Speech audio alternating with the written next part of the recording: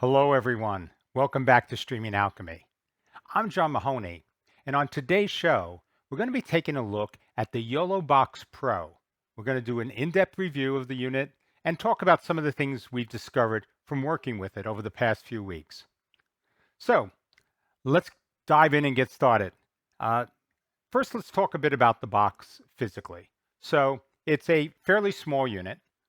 It's probably about 9 inches by somewhere under 6 inches width and height.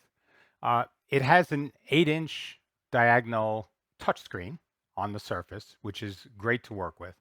And there's a few technical specs behind this. So they spec it as a 3-hour battery life. We didn't get to test the full length of the battery life, but we can say that when the unit is plugged in, uh, the system will never drop below 100%. So this can run sort of indefinitely on power, but it's probably going to be somewhere below that 3-hour maximum they cite in the specs. The other thing is the processor in the unit is a Qualcomm 660, which is really a mid-range on the ARM series of processors. So definitely, a decent processor, but keep in mind that it's probably in mid-range of the processors available for these types of devices. And this is an Android device, so very similar to the Android tablets that you would find on the market in terms of the OS and other parameters inside the unit.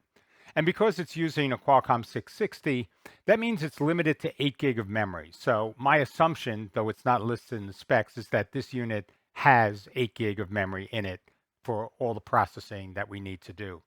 Now, if we look at the ports on the back, this is where the unit actually has some interesting things. So across on the left-hand side, you will see 3 HDMI inputs. And so all of those are standard HDMI. It goes up to 1080p 60. So, you can get a high quality signal into the unit. And you get 3 that are all switchable and all, concurrently available. Next to that is a USB port. And this is interesting because this USB port, you can plug a webcam into it. So that could act as a fourth camera source. You can also, which we discovered, you could plug a keyboard and mouse into it.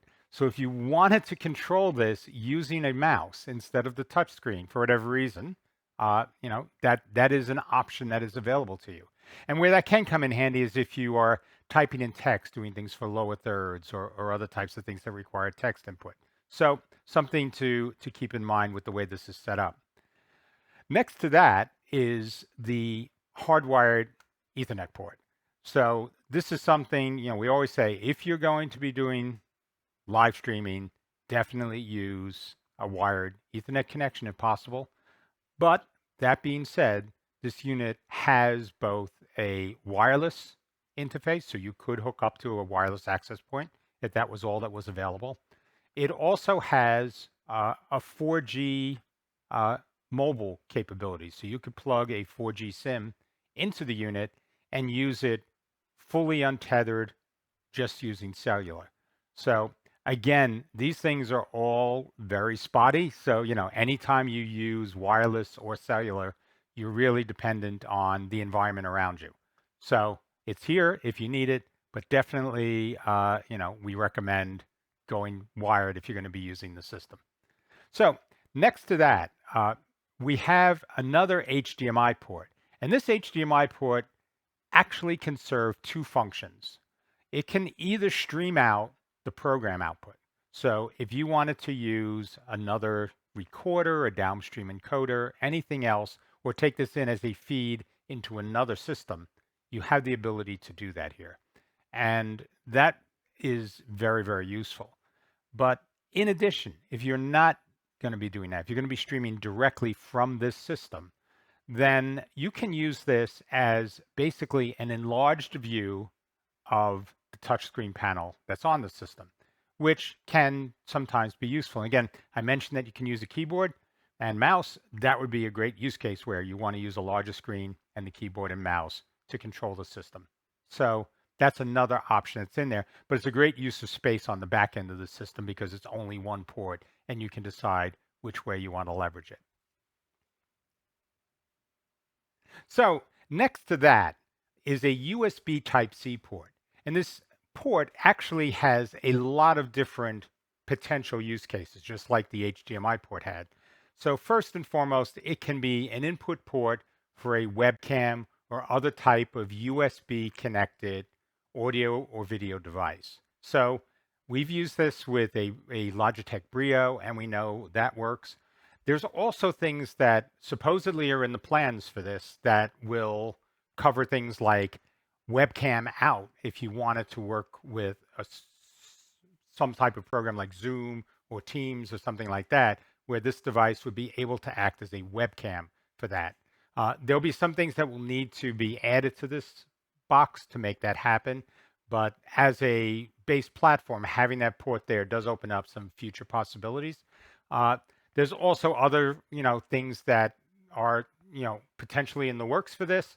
So this would be something to keep an eye on as YoloLiv continues to do software updates for the YoloBox Pro. So finally, sort of rounding this out are 3 1/8-inch audio jacks. So one of them is just as an audio monitor.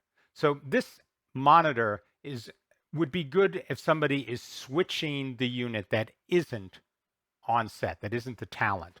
And that's because there's a slight latency, but as anybody who's, worked with sound and has done something with a remote where they're hearing their own voice come back, that slight delay can be very, very distracting.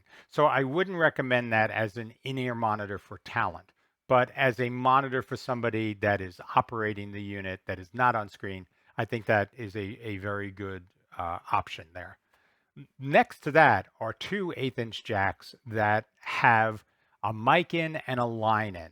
And again, this is another useful type of thing. If you wanted to do audio completely outside the unit, if you wanted to have your own mixer, if you wanted to do something simple where you just had a simple lav plugged into that and a small webcam, these ports give you that ability. So you have the flexibility with either a line level signal or a mic level signal to bring those into the unit.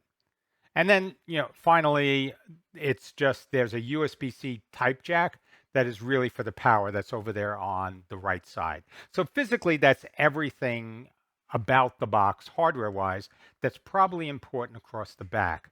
What I didn't show, I don't have a picture of it here, is along the front, there is also a slot for an SD card, and that will be used in the actual product. So that's where you will store different types of media you may want to integrate. So that can be very handy for swapping in media that you want to use for a particular session.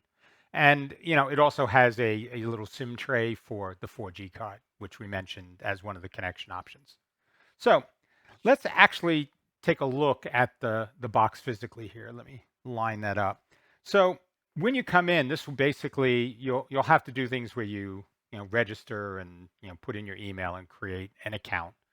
That's part of the process for signing on with this system.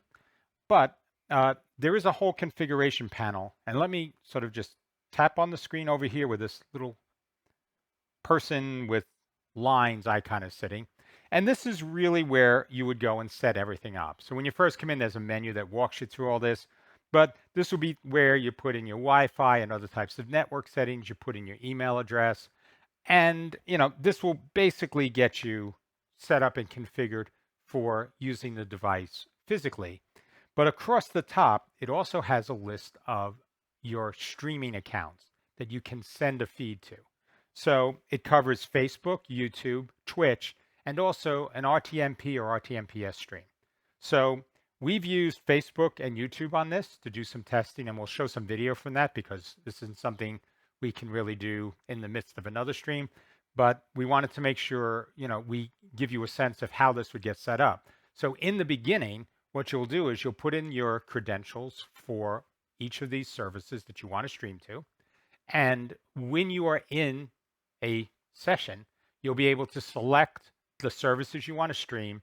If there's more detail that you need, like, do I want this private or public? Do I want to stream to a page or my timeline? Any of those things, you'll get to select that, and then you can go live. But this is how that initial setup will be handled in the system.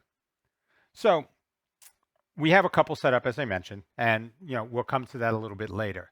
So the next thing you have to do is you have to create a session. So we have one created here. No biggie for creating this, but you click that little plus in the lower right-hand corner, and then you'll type in a stream title, you'll type in a description, and you can actually have a scheduled start date and time for the stream.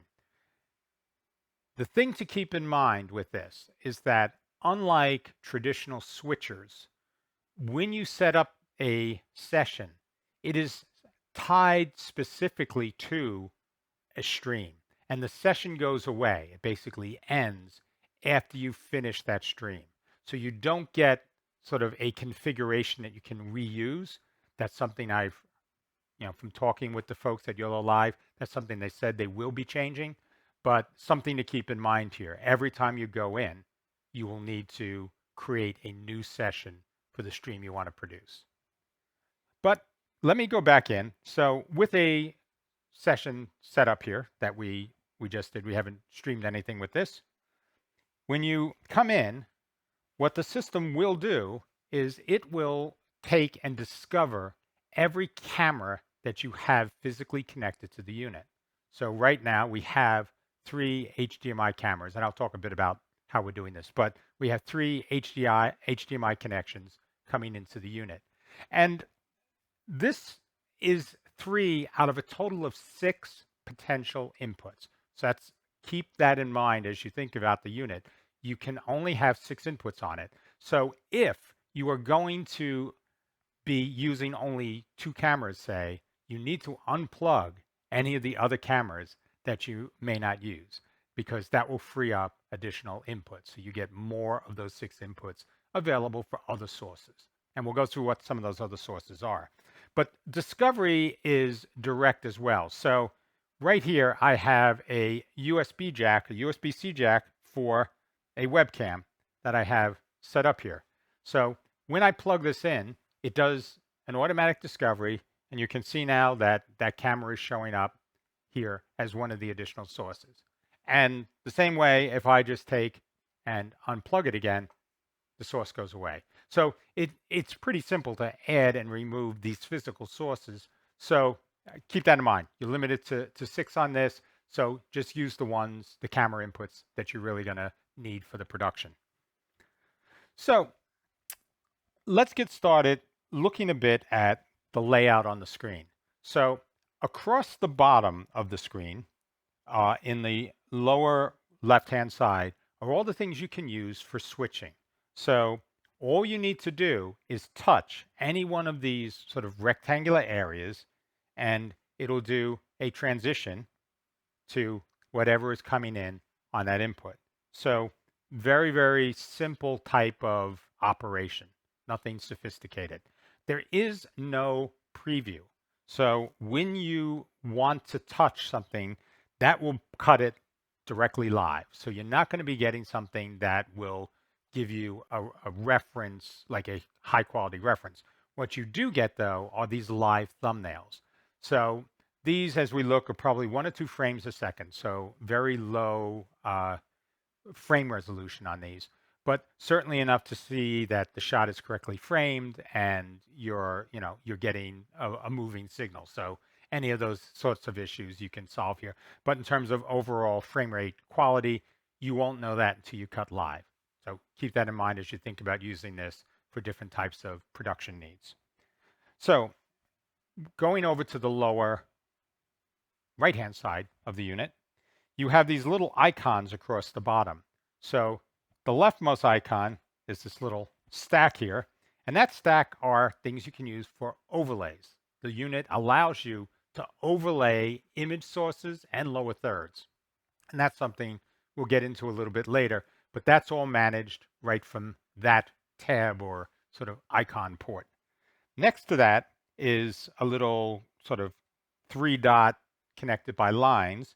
And when you select that, this is going to set you up to start any one of the live streaming sources you want to use. And again, you have the 3 we mentioned plus the custom RTMP. So that's all here. And that's something that you would be able to operate directly from this screen. Next to that, at the speaker icon, uh, is a full sort of mixer uh, with some real limitations we should talk about that will let you control the audio levels for all of the connected devices to your system. Next to that is a little scoreboard utility. We'll talk a bit about that later. It's an interesting overlay that they make available for the unit. Next to that with the three dots is for comments. So you will get to see comments that come in from the streams you stream to, and you can leverage those in the production. So definitely something we'll talk about. Finally, the little gear icon is something for all the different settings that you have in the unit. So this covers everything from, the switching mode. Do you want a single tap or double tap to switch inputs? How you want the program out. If you notice, I mentioned that USB port, the HDMI port out on the back of the unit has two modes. So if I were to click the program out tab, you'll see now that it's actually sending the straight video out as opposed to the screen. And that's that dual use capability. I switch it back and I'm back to having a control screen here. So definitely something that can be useful if you want to use that external monitor, but this is great as an output control for that. So you get to control video transitions as well. So we have it set to fade. We think that's sort of a nice view, but it has fade and cut. So the two sort of most traditional transitions you should be using in almost any production. And it has other ones that are interesting, things that are like a flip page. So if I go and use that, it'll do sort of little peels away. So these can be nice, but can grow pretty tiring for somebody if they're overused. So that would be something that I would suggest you use selectively. But for us, we're just going to stick with the fade for now because we think that demos well with how we want to show some of the features of the product. So that's pretty much the overall layout of the screen. So let's talk a bit about adding sources. So if I wanted to add something besides these three cameras, I would click on this Add Video Source button here that's sort of sitting as a rectangle in the space. And this gives me a set of options. So I know right now that I have, HDMI set up. We have the ability to take video from an SD card. We can also, which we probably won't show here, but something to keep in mind, you could also take in another live stream into here. So that would give you the ability to sort of pull in a remote feed.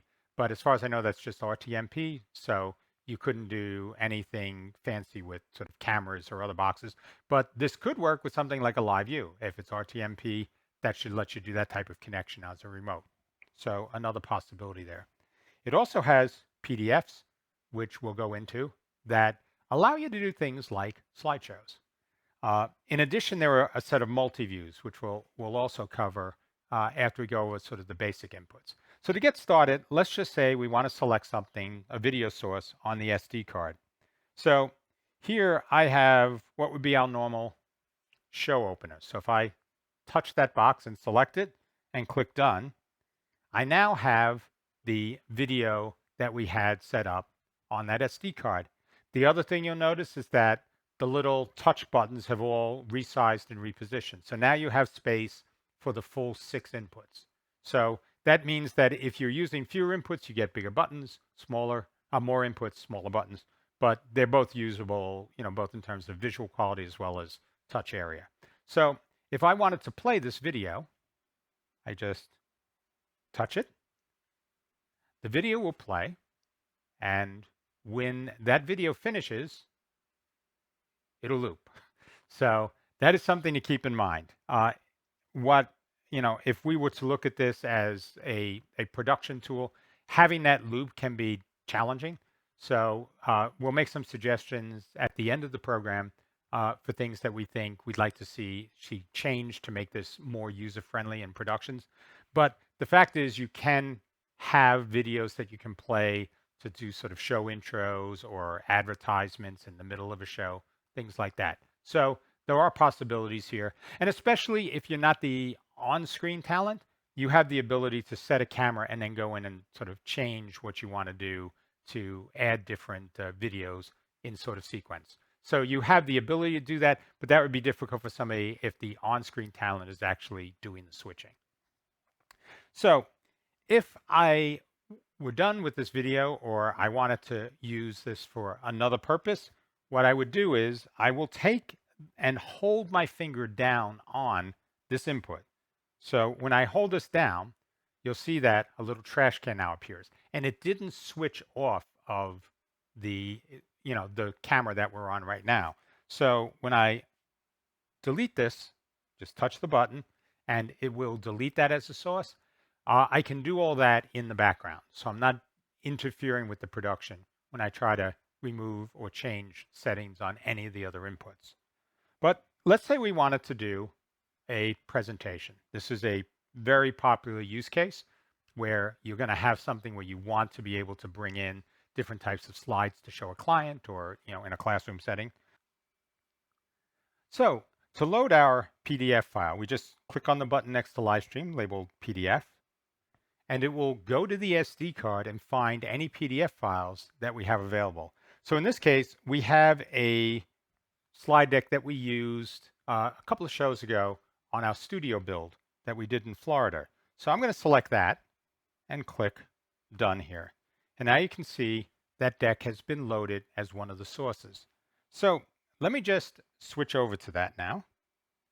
And one of the things you'll see is that in addition to just being a PDF renderer, I also have little control buttons on the screen so I can tab my way through the individual pages of this PDF. And that means that this is effectively a full slide deck for me. So if the way we created this was we took and we printed to PDF a PowerPoint slide that we had set up, and then we loaded it onto here. So very easy to convert from one to the other. Another thing to keep in mind, which we really haven't talked about yet, but this is probably a really good point, is there is in the lower left corner of the output window here, double arrows in a little white box. If I touch that, this will bring this display, the output display, up as full screen. And we have different icons across the bottom like we had on the main console, but you have this one with double arrows sort of going through in both directions right over here. So if I touch that, what I now have is the ability to switch between any of my sources. I can do that all dynamically right here. And when I tap the PDF, I now have slide controls. So I can go in right from this screen, see what's on the screen as, in a larger format, and just use that to tap through a presentation and talk about anything I want. So really a powerful use of PDFs as slides, which is sort of a low power way to render the types of things that you'd normally want to do in a presentation. And because you have that full screen control, I have the ability to basically do that in a fairly comfortable space where I can still switch between sources here with this full screen view. So if I want to sort of get out of this view, I just tap anywhere off of that bar and I can hit the little double arrows in the bottom again, and this pulls me back to the standard UI screen. So a pretty simple way to do this. But the other thing that people typically want to do when they're doing presentations would be some kind of picture-in-picture. And there are several multi-views that you can select as inputs in all of this as well. So let me again touch on the Add Video Source button. So we'll add this as our fifth source. And in the multi-view, you can see we have picture-in-picture, split view, and side-by-side. So let's start by looking at the picture-in-picture. If I click on this, it's going to say, what will be my main screen? So normally, if I'm giving a presentation, the presentation itself will be what you have on your main screen. You then click Next, and I can pick the video of, say, myself in this case talking, which will be my subscreen, sort of the picture that's inside the bigger picture. I click Next, and I have now sort of the layout that I want. My video, I can just use my finger and I can slide that around anywhere I want on the screen. So let's just turn around and say, I want to put this in the upper corner here. I have the ability to scale it. I also have the ability to use aspect ratio. I'll be honest, the aspect ratio doesn't behave in a way I was expecting. So if I go 4:3, it just sort of says this is the video that's coming in is 4:3, I guess, and is trying to compensate for that. But it isn't going to do any cropping or sizing if you wanted to sort of reduce the frame. So we would just normally keep it on 16:9 if we were using this, and that would be how you'd work with it. But when you have everything set, just click done, and you now have this as another one of your inputs. And you might look at this and say, let me just switch over here. The video is kind of big for a slide deck, which I would definitely agree it is. But where this could be really useful is if I just wanted to have my image, my video fade on and fade off when I needed to interact or make a more specific point that the slides couldn't illustrate independently. If I just touch the PDF itself, my video now fades off. And anytime I would need to bring it back to respond to somebody or to talk in more detail about something, you just touch that and it fades on. So having this sort of dual on and off for my video can be really useful. And you'd have this because those two sources are there. And, in addition, if I, wanted to, I can go from there and go to a full screen. It doesn't do any type of morph transition. So you just do more of a fade between the two sources. But, this lets me easily do that sort of thing as well. So it can be very useful when you want to jump in and start to work with the slide deck and the audience simultaneously and do that type of interaction. So that's one pretty interesting way you can use the multi-views inside the unit. Let me delete this. So we'll sort of go back and free up another spot.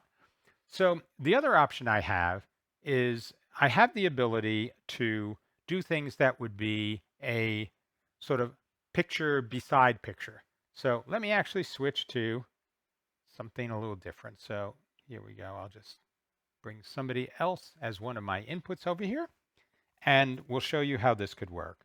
So if I want to do this split view, so there's a picture next to picture, I have the same thing. I can select different sources. So I'll select my video first, click next.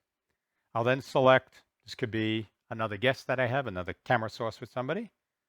Click next. And then you have this type of image where I have myself on the left, the other person on the right, and a couple of things I can do. I can adjust the thickness of the border between us from no border at all to, something that's really thick and probably a little too much for anything that you'd want to use. But I can also control the direction. So say I wanted to do something a little more artistic. You could do something like this, which could work based on the type of content you're using, and definitely adds a little more flair to it than a simple straight line split. The other thing I can do is I can control the position of the slide, like where do I want the split to take place. And so this could be useful if I have something where I want to have a larger, like so me as an interviewer, take that and use that to, the other person that I'm interviewing, something of that sort, or the other way around, whatever would be most comfortable. But you have that ability there. So with that done, I can click now, and I have this now as basically a multi-box split screen. And this is probably a good place to talk a little bit about overlays, which is something we mentioned in the beginning, but we haven't shown yet. So I have this thing with the split box, but say I wanted to have a little branding on this. So I can actually set up an overlay, and I have one sort of positioned here, where if I pop this in now, I can actually have something with a little branding on the bottom. The split now looks sort of natural where I have that white bar between the two videos coming in. And this would be something where you can definitely use this for advertisers, for sponsorships, for your own site branding or web stream branding. So certainly things you could do around that. The other thing is you're not limited when it comes to overlays to a single overlay. So if I want to touch, I can, on top of the sort of framed box with the branding, I could actually crawl up and put a lower third, and I could just pull that off. The other thing is you can have multiples. So if I had, for the person I was interviewing, I could crawl that up. The other thing to keep in mind, though, is that overlays on the YoloBox Pro work in sort of a stack order. So whichever you touch first is on the bottom, and then the layers go on top of that as you touch more overlays. So if I were to have a lower third up, take off this background branding, and then put that background branding back on, you now see that the background branding is on top of the lower third. So you have to be very aware of the order that you do things. You can't assign a stacking order to overlays. So definitely something to keep in mind. So let's actually jump back and we'll follow this up where I'm going to switch to another camera here and take off the overlays. And let me edit the split view. So I'm going to get rid of this. And what I'm going to do now is do the side by side, which is very similar. We'll use the same two sources. What side by side lets me do is to pick a video for the first input, a video for the second input, and it positions those so they're full 16 by 9s on two sides of the screen. Now I can control the spacing, so if I wanted them to sort of touch up against each other, you could do that. I can add a background image behind it. So if we just do something like this blue background, I now could do this so it's sitting there. And if I wanted this, that's it. We're set. You'll notice, though, inside the thumbnail here, you do not see the background. So that's something we noticed, and it actually follows the pattern of other elements that are inside of the YoloBox Pro.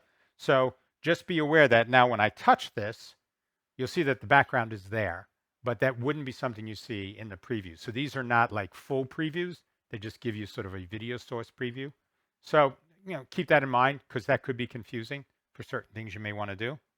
But again, like we had before, if I want to put an overlay on top of this, I now could do something that has branding, has little borders, other things like that.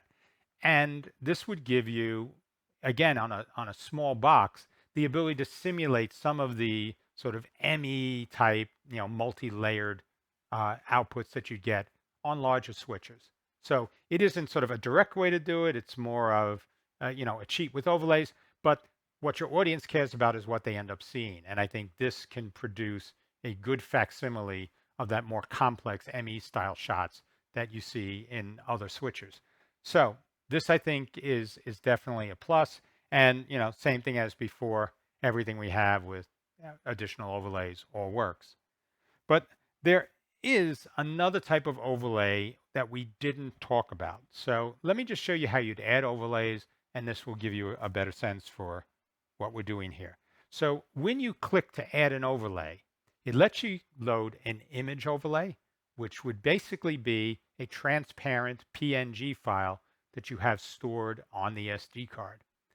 But in addition, it has what is called built-in lower thirds. These built-in lower thirds have one big difference from the image overlays. So if I click on this, these lower thirds allow me to take and edit the text in the lower third all inside the box. So I don't need to go and use, Photoshop or Paint or whatever other sort of visual editing program I want it in order to add names. This is something where if I select the title, so we'll just, let's see, let's pick a title here, this one here. So when I select this, I can now move it on the screen. So if I want to do this to bring it a little lower, I can enter the text I want. So, if I go title and go subtitle.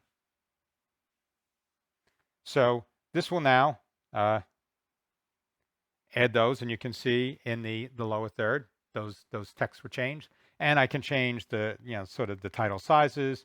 And again, if I make it bigger and I move this around, it will, conform to what I need. I can also change the background color and the transparency, so things like that. So this just lets me create this type of dynamic lower third that you can use, especially if you're bringing on a source and you don't have all that information in time to make sort of pre-baked lower thirds or other types of graphics for them. This gives you an easy way to do that. That can sort of match the general branding, at least from a coloring point of view, that you'd want for your production. So definitely something that could be useful. The other thing which we have is the ability to do some dynamic style lower thirds. And this is a crawl that's in here, which I'll just put this up so you can sort of get a sense of how this works. So this would just let you type in, video, type in text that you want to roll under your video. That could be, a link to an advertiser, the URL of your main website, anything like that. And this will just act as sort of a crawl across the bottom, and you can have it loop, or you can have it just sort of run once and then turn off.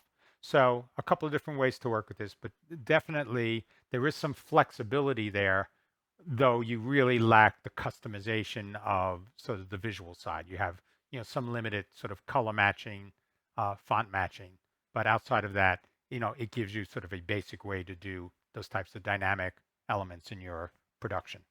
So that crawled in. I can just turn it off when it's done.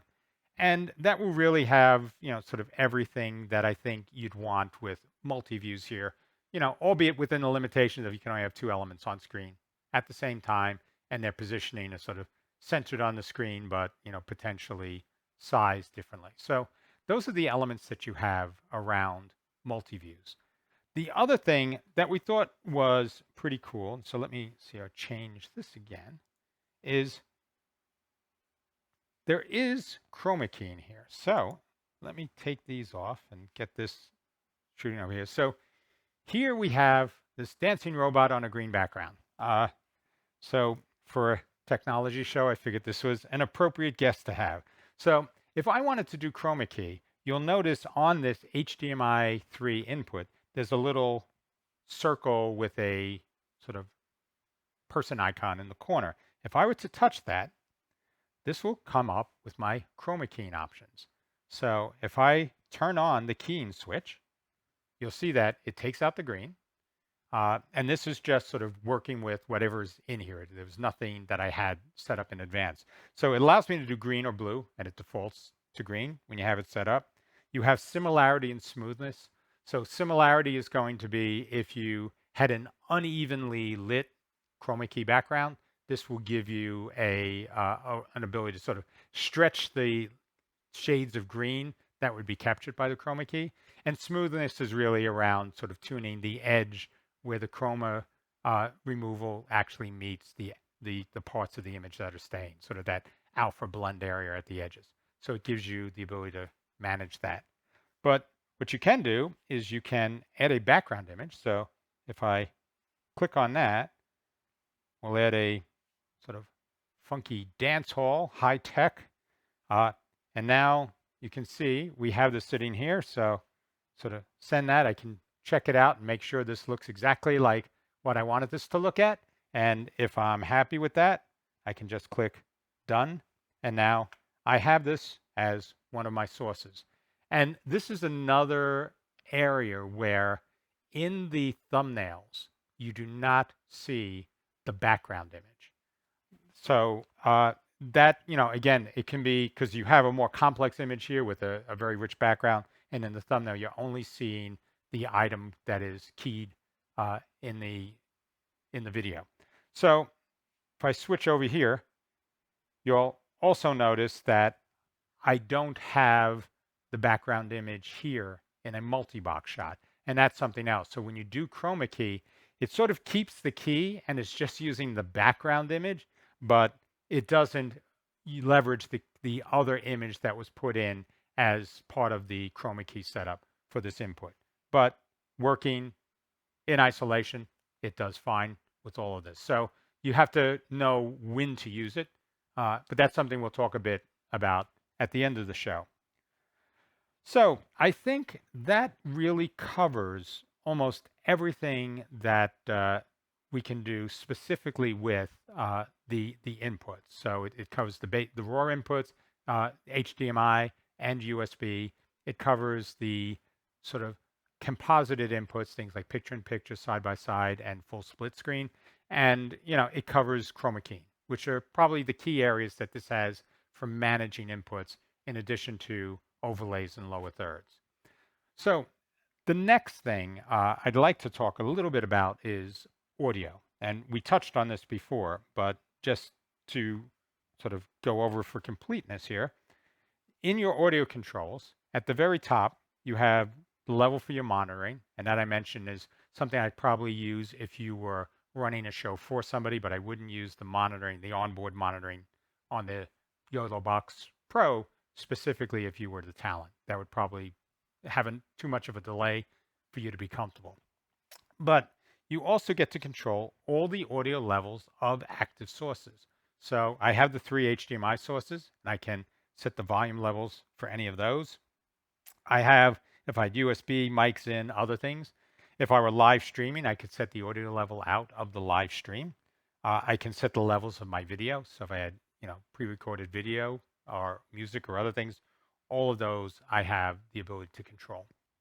So this is nice to have in a unit sort of this small, as opposed to just sort of doing automatic gain control for everything, even though that is an option you can tick on if you wanted to do it that way. So it just gives you, sort of a general mix control, but it has some limitations that we'll talk about, but it's just good for sort of equalizing volume levels on different sources that can be coming into the system. So something that's probably, worth keeping in mind and a useful feature, in different situations you may run into. So the next thing I'd like to touch on is streaming and how you can do streaming with the system. So we mentioned before, and let me sort of touch on the little streaming icon, that you will set up all the details you need for the different streaming settings that you have. So for Facebook, for YouTube, for Twitch, or just general RTMP. And you can then sort of turn them on and sort of run with that. I put a video together. So let me just sort of switch over to that because I think this will be helpful, which will go through everything that would be involved with doing this stream. So we didn't want to do that in the middle of doing this production because we figured, that could just interfere with things. So we're just going to, show through video exactly what we did. So to get started, let me just run here. If I want to start up video, what I could do is so what happened there, and you can't really see because it's all touch. I turned on the little switch next to YouTube, and it goes into the YouTube settings, and all it's asking me here is, do I want this stream to be public, unlisted, or private, which are the 3 main ways you would normally stream to a YouTube session. And so we're setting this up as public. Public is important because this will allow the system to receive comments. If it were an unlisted or private stream, the system could not receive the comments for that. So we'll talk a bit later in the video about that. But so when I set that and click done, it will go back, does a little processing to try to make the connection happen. And now I'm going to do the same thing with Facebook. I click on that and it starts with defaulting to my timeline, but instead I want to go to a page. And we have a test page that we used. So now all of those are ready. And what I did is I pressed the little go live button, which is now that red square, and it starts to make a connection. And once those connections happen, you now see I just did an overlay of the video here of what's going to YouTube. And let me just stop this for a second here.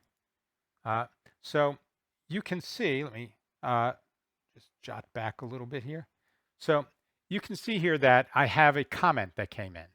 And if I want to display that comment on screen, all I need to do is just touch that little bookmark icon that's sitting next to the comment. So you can see where it says test page and hi, how are you doing today? I'll put this play and you'll see that I touched that flag. And now you can see inside the video that's going out, looking in the lower left-hand corner for what's going out to YouTube, you now see that video, that comment overlays the video that's being streamed out. So you have not just the ability to sort of see the comments that are coming into your stream, but you can actually decide which ones you want to put up, which means you can both do direct engagement where I just talk based on what I see coming in, but also highlight specific comments that you think are worth sort of sharing out visually with the audience you're streaming to. So this works for both. Let me keep playing here. This works for both uh, YouTube and for Facebook. So touch it. And now something to note, the comment itself has changed.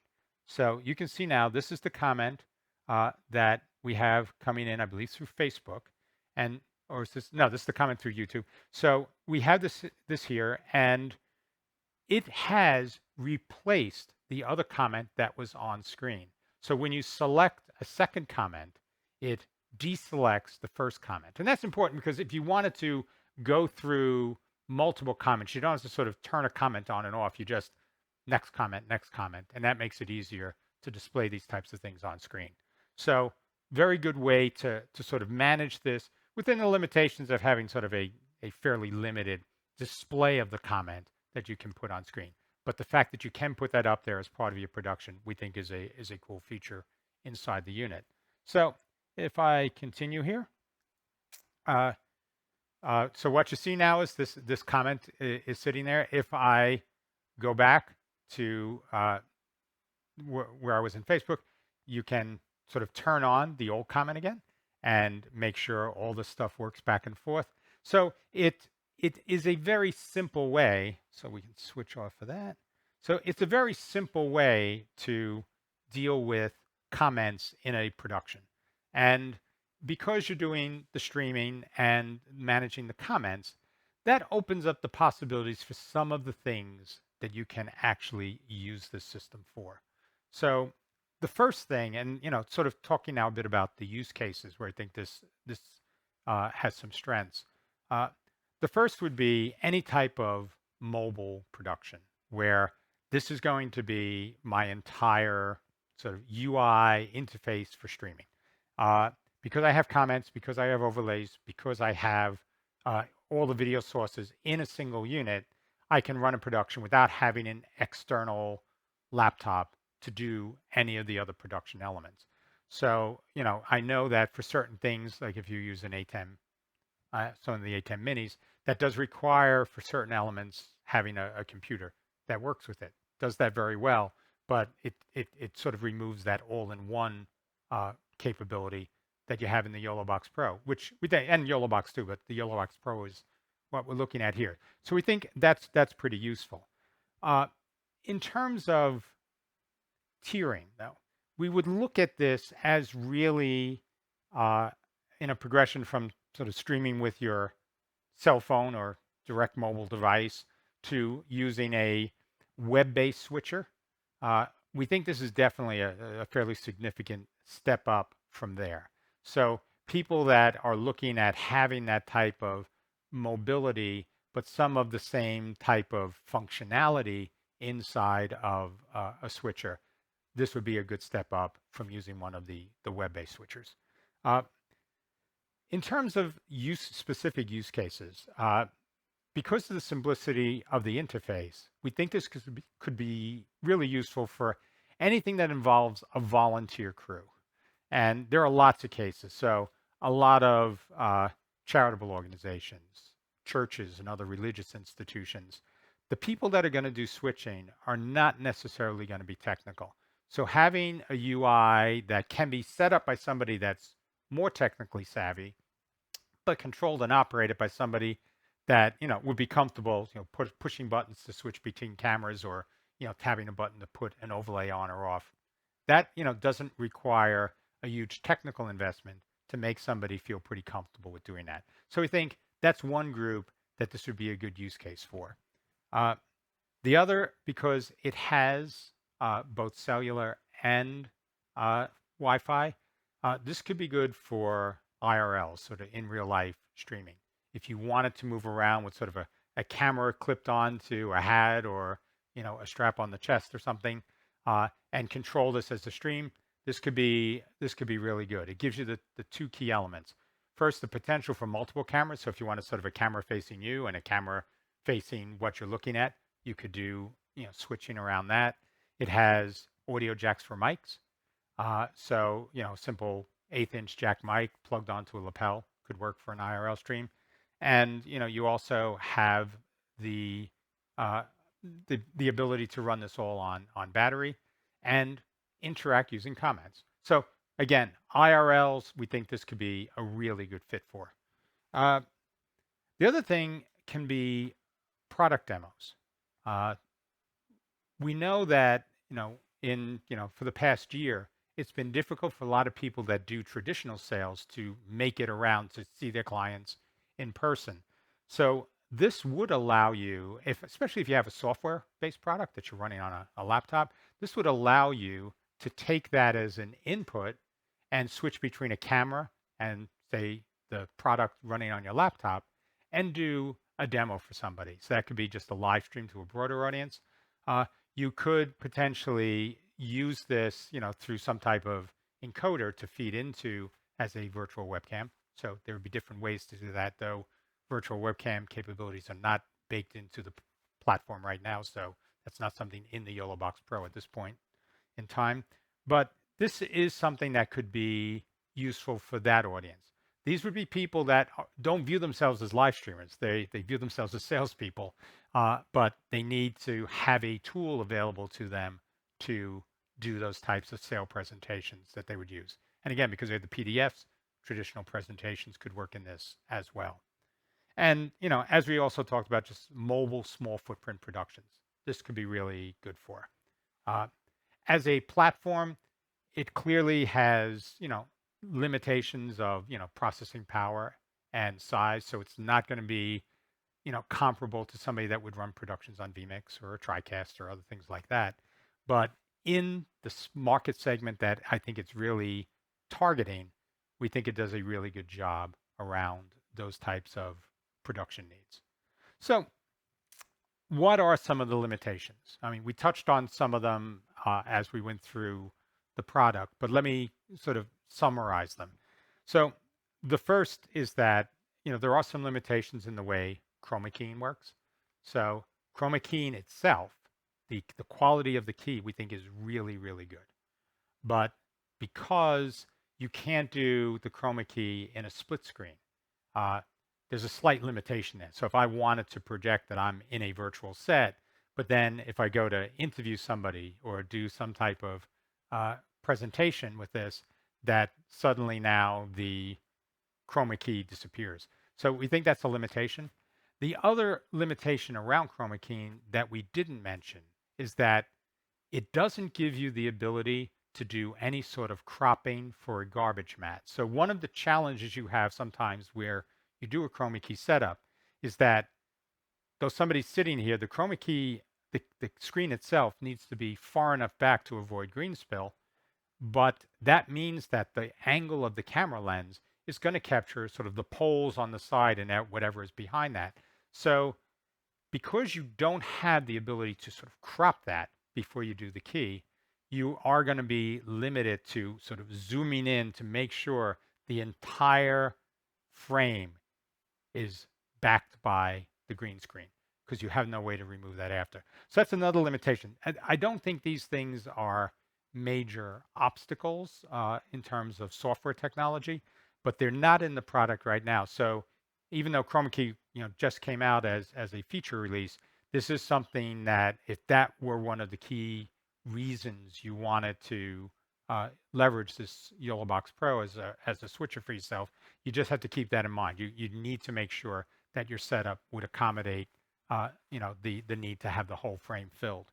The other thing that we saw is that when the system is heavily loaded, we have a lot of inputs and a lot of different sort of effects, split screen, Chroma Key going on. The UI can be a little bit laggy. We didn't really see it with the switching, which seemed to be very responsive, and tapping for overlays. But some of the other configuration things we saw like you may have to tap twice on like a done button in one of the menus, things of that sort. I we had spoken to YoloLiv about this, and they said they are working on some things with that. Some of it, they said, could also be just the size of the buttons, where certain buttons were smaller than others. So it may be that we weren't tapping, you know, specifically enough on the screen. And that's something they said they're going to look at expanding the regions around some of the buttons. So when they do that, we'll definitely take another look and see if that makes a difference. But it does have a reasonably powerful. I mean, the Qualcomm 660 is a sort of a mid-tier, but a reasonably powerful CPU for these types of units, and probably a great compromise between battery life and processing, which is always in any type of mobile device something that needs to be considered. So, we'll definitely see how this looks in the future, but it was not something that impacted our ability to do anything on the production itself, but it was something we saw during the setup. So the other thing we saw, which we are told probably is fixed in this new release, we didn't get a chance to test it, but we did see some flickering in the recording and the stream when we sent that out. It was intermittent, but it is something that we believe YoloLiv has seen, and they got back to us with a new release that they said should fix this. So we will get a chance to test that a little bit later, but wanted to call that out as well. It may be a non-issue, but just wanted to call it out, based on what we saw when we were working with it.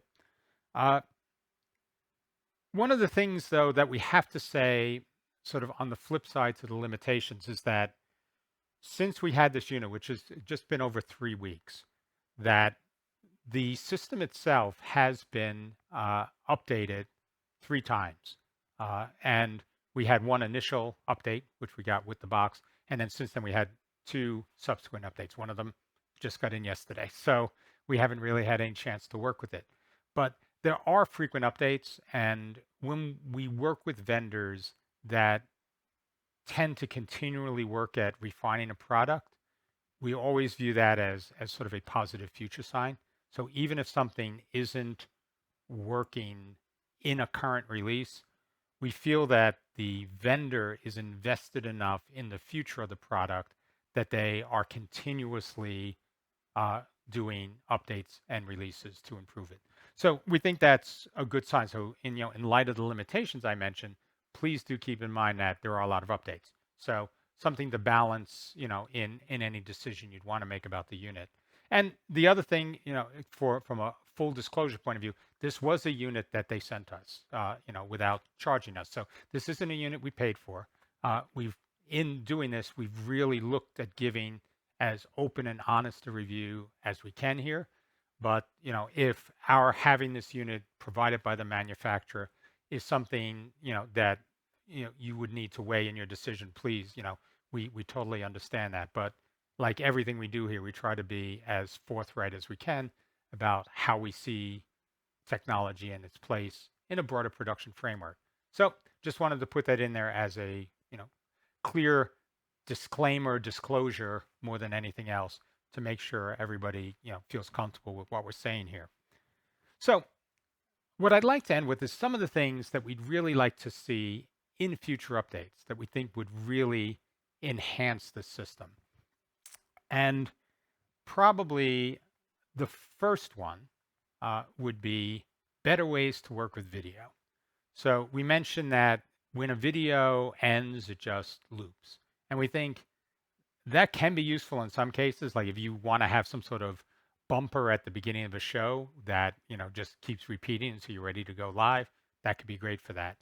But we think most use cases would probably benefit from having the video play and then go back to the last camera input source that was selected in your production. So something of that sort could be really useful. That way you're on camera, you click play a video, and then it will switch back to your camera. So something like that could be useful. There may be other ways to do that. There may be ways to select the next camera you want to go to. We're not trying to design the product, but just having that ability to have a video play and then go back to another source, we think would be great.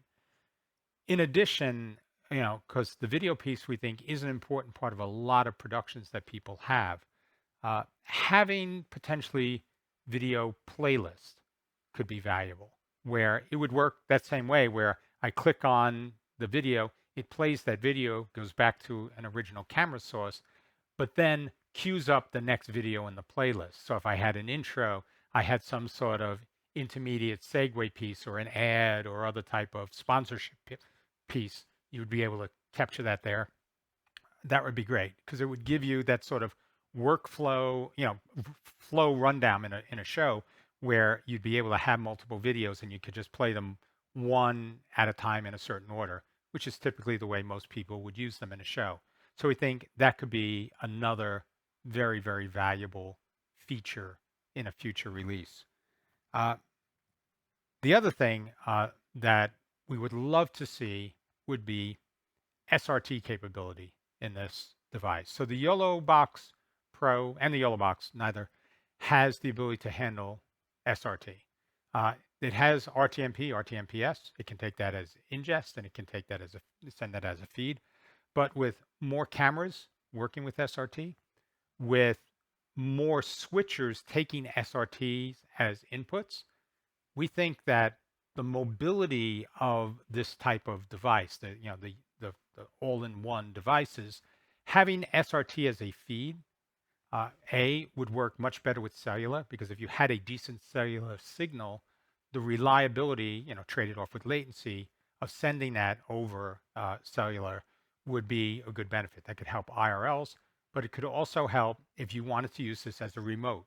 I'm doing this as a remote mobile that's feeding back to a studio with a larger, production switcher in place. Taking that SRT feed in could be great. Also, there are cameras that are built in with SRTs. So things like the PTZ optics cameras, a lot of them now have in the latest firmware SRT built in. So the ability to take SRT feeds in from these cameras, again, could be great. And that would let me connect to remote cameras as well. So lots of benefits for adding SRT. And I think the processing demanded of that probably isn't terrible in terms of what would need to be done here. Certainly, if it could do RTMP, I think it would be able to do SRT. But that's just speaking as the person not writing the code. So I sort of always take that because people tell us lots of time, why don't you just do this or do that? So I have appreciation for the developers on the other end, but this is just from our point of view. We think that would be a great feature that could be doable in a future release. So the other things, we talked about potentially the USB-C jack on the YoloBox Pro being used as a virtual webcam input to other systems for things like Zoom or Teams meetings. We think that would be great. And that's something that YoloLiv has spoken to us about as sort of a future plan. I think it's also on their website. But what that will require is a reworked audio mixer segment. And specifically, you'll need the ability to do a mix minus out of that. So we would like to see, in addition to just being able to control the volumes, if you had a USB-C output that would be used for this, have the ability to tick which input sources you want to be able to you need to send back to the remote USB virtual webcam. And I think that would allow you to do these types of things where you could take a Zoom meeting and take the audio coming in, bring that into the system, but then exclude that when you send back audio. So you could play videos, you could have multiple hosts, your own mic, and send that back into the Zoom session. So something I definitely think would be a useful addition here. And it's probably, if they're looking at one, they are probably looking at this, but that's something that we saw that we think would definitely be a plus here. And finally, the last thing we saw as a good feature to have would be the ability to actually save sessions. Now, the way it's set up, as I mentioned at the beginning, is that a session on the YoloBox Pro is really a one-time session designed for a specific stream. So if I ran this as a stream, when I would leave the system and come back in, that stream would be done. And I couldn't open that session again and reuse it. I'd have to create another session and set everything up in that. So We've heard from YoloLiv that they're looking at having some way to use sort of sessions as templates or other things. That is exactly the type of thing we'd like to see. But that can make a difference because it does, even though like sources come in if they're physically connected, the other types of things we could set up with, how I want to do different types of split screens or other types of composites or preloaded PDFs. That sort of stuff does not come in a new session. So you need to do that each time. So that could be pretty valuable. But our overall impression is that in this sort of mobile space where you have non-technical people that are going to be the primary users and you need the simplicity of a UI, this box is an excellent fit. It works very well in the space where you have a limited number of sources that you need to switch and you are constrained by space or other types of connectivity around you. That is really good for that. And also, as I mentioned, for IRLs and mobile. So we think, if you look at it, that's really the sweet spot for this product. It is not certainly in, with the power and the screen footprint, you're not going to be able to replace a large production switcher that you would be using where you'd have dozens of inputs and all sorts of complex multi-layered overlays. That's not really what this type of unit would be designed for. So, it isn't going to fit into that niche, but where it fits, it does a very, very good job.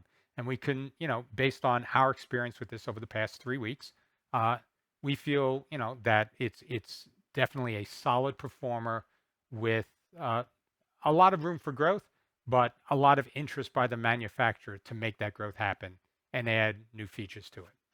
So that really covers everything that we wanted to for this show. Hopefully you found it useful. If you do have any questions, please feel free to leave them in the comments. We will try to, cover everything that anyone asks us and give you our honest feedback about what we've seen and experienced using this. So we hope you found this useful and interesting. And we will see you next Friday, 2 p.m. for the Streaming Alchemy Show. Take care, everyone. Thank you for joining.